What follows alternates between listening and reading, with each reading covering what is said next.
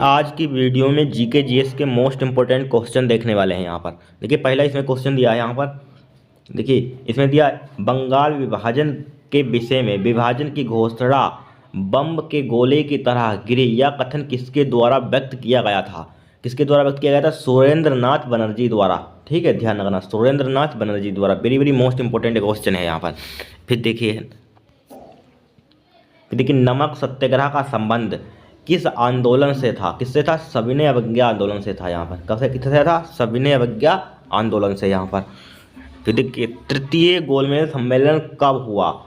1932 में हुआ। कब हुआ? 1932 में हुआ यहाँ पर, राइट।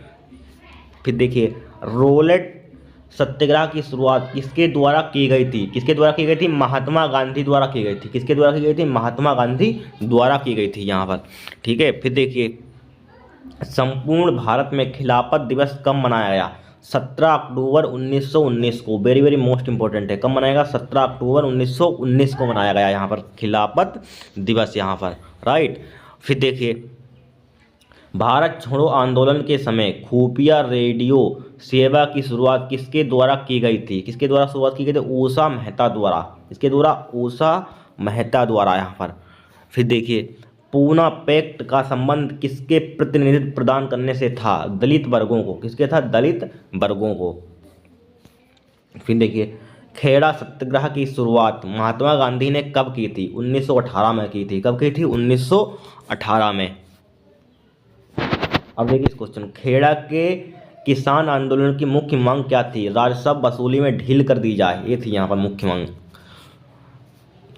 फिर देखिए, महात्मा गांधी ने असहयोग आंदोलन वापस लेने का फैसला कब लिया? फरवरी 1922 में लिया था। कब लिया था? फरवरी 1922 में यहाँ पर, राइट।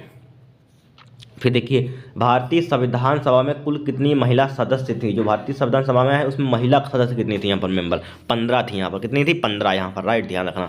फिर देखिए, very very most important question यहाँ पर ये आ गया। देखिए, इसमें लिखा हुआ है संविधान सभा में कुल कितने सदस्य, मतलब संविधान सभा में कुल सदस्य कितने थे? 389 थे। कितने थे? 389 थे यहाँ पर, राइट। फिर देखिए, प्रारूप समिति की नियुक्ति कब की गई थी? यहाँ पर ठीक है, प्रारूप समिति की नियुक्ति कब की गई थी? 29 अगस्त 1947 को की गई थी। प्रारूप समिति की नियुक्ति कब की गई थी? 29 अगस्त 1947 को यहाँ पर, राइट। फिर देखिए, भारतीय संविधान पारित कब हुआ? कब हुआ था? 26 नवंबर 1949 को। भारतीय संविधान पारित कब हुआ था? 26 नवंबर 1949 को। वेरी वेरी मोस्ट इंपॉर्टेंट है। फिर देखिए, संविधान सभा की पहली बैठक कब हुई थी? कब हुई थी? 9 दिसंबर 1946 को। कब हुई थी? 9 दिसंबर 1946 को हुई थी यहाँ पर। फिर देखिए, संविधान सभा की अंतिम बैठक कब हुई थी? 24 जनवरी 1950 को हुई थी। अंतिम बैठक कब हुई थी? 26 जनवरी 1950 को यहाँ पर, ठीक है। 26 जनवरी 1950 को हमारा संविधान लागू कर दिया गया था यहाँ पर। फिर देखिए, सबसे बड़ा केंद्र शासित प्रदेश में क्षेत्रफल किसका है? यहाँ पर लद्दाख का है। जो केंद्र शासित प्रदेश है सबसे ज़्यादा एरिया किसका है? लद्दाख का है, ध्यान रखना। किसका है? लद्दाख का। फिर देखिए, केंद्र शासित प्रदेश में सबसे ज़्यादा जनसंख्या घनत्व किसका है? दिल्ली का है यहाँ पर। किसका है? दिल्ली का यहाँ पर। फिर देखिए, राज्य का सबसे अधिक जनसंख्या घनत्व किसका है? बिहार का है यहाँ पर, बिहार का, ठीक है। वो यूटी के थे, स्टेट का है यहाँ पर। फिर देखिए, पक्षियों के अध्ययन को क्या कहा जाता है? Very very most important. पक्षियों के अध्ययन को क्या कहा जाता है? ऑर्निथोलॉजी। क्या कहा जाता है? ऑर्निथोलॉजी कहा जाता है पक्षियों के अध्ययन को। आपसे पूछते कोई पक्षियों के अध्ययन को क्या कहते हैं, तो आप क्या बताएंगे? ऑर्निथोलॉजी, ठीक है। फिर देखिए, उभयचर और सरीसृप के अध्ययन को क्या कहा जाता है? हार्पिटोलॉजी।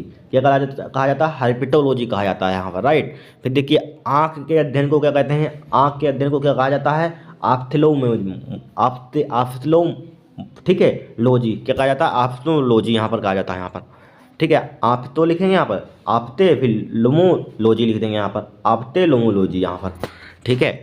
फिर देखिए, कोशिका के अध्ययन को क्या कहा जाता है? यहाँ पर साइटोलॉजी। कोशिका के अध्ययन को क्या कहा जाता है? साइटोलॉजी कहा जाता है यहाँ पर। क्या कहा जाता है? साइटोलॉजी यहाँ पर। फिर देखिए, प्रोटीन की फैक्ट्री किसे कहा जाता है? राइबोसोम को। प्रोटीन की फैक्ट्री किसे कहा जाता है? राइबोसोम को कहा जाता है यहाँ पर। किसे कहा जाता है? राइबोसोम को यहाँ पर, ठीक है। फिर देखिए, यूनेस्को का मुख्यालय कहाँ है? पेरिस में है। यूनेस्को का मुख्यालय कहाँ है? पेरिस में है यहाँ पर, ध्यान रखना, ठीक है। फिर देखिए एडीबी, एडीबी का मुख्यालय कहाँ है, मनीला में है। एडीबी का मुख्यालय कहाँ है, मनीला में, यहाँ पर मोस्ट इंपॉर्टेंट है। फिर देखिए आईएलओ का मुख्यालय कहाँ है, जिनेवा में है। आईएलओ का मुख्यालय कहाँ है, जिनेवा में, यहाँ पर, राइट। फिर देखिए आईईएमएफ का मुख्यालय कहाँ है, ठीक है, वंशीगटन में, यहाँ पर, ठीक है, वंशीगटन में है, यहाँ पर, कहाँ है, वंशीगटन में, यहाँ पर, कहाँ है, वंशीगटन में है, यहाँ पर, ध्यान रखना, ये मोस्ट इंपॉर्टेंट क्वेश्चन है, इनको आप तैयार कर लेना यहाँ पर, राइट।